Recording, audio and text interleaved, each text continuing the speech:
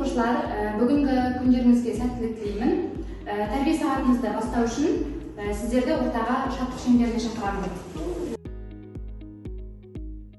Бүгінгі тәрбие сағатымыздың не туралы екенін болжау үшін мына кубтарды сіздерге беремін.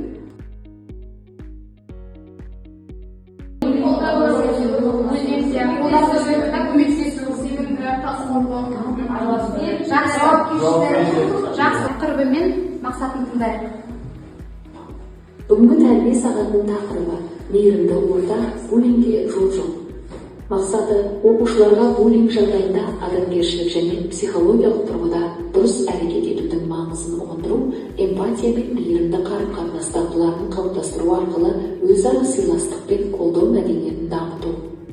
Олай болса, балалар буллинг туралы асық ойыны арқылы есімізге түсіріп көрейік. Бірге ойнайық.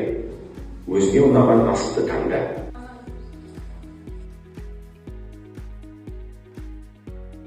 Біреуді ұру, күш көрсету заттарына тиісу буллингтің қандай түріне жатады? Физикалық.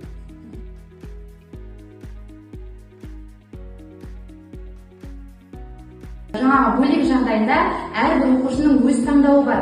Адамгершілік таныту, яғни жаңағы эмпатия білдіру, немесе үнсіз қалу.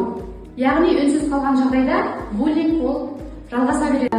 Алдарыңызға берілді топтық жұмыстарыңыз.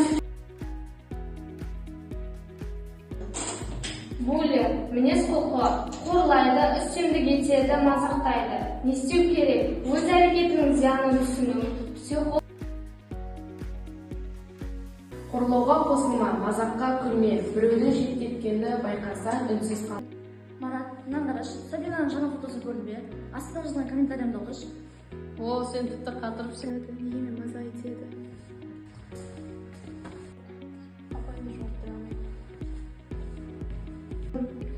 Қазір тағы шыдасақ көресің.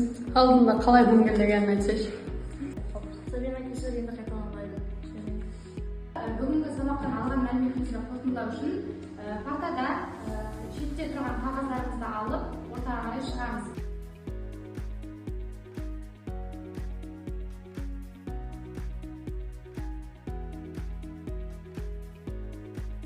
Сабырлық эмоцияға берілмей, мәселені тыныш және дұрыс жолмен шешуге үйретеді.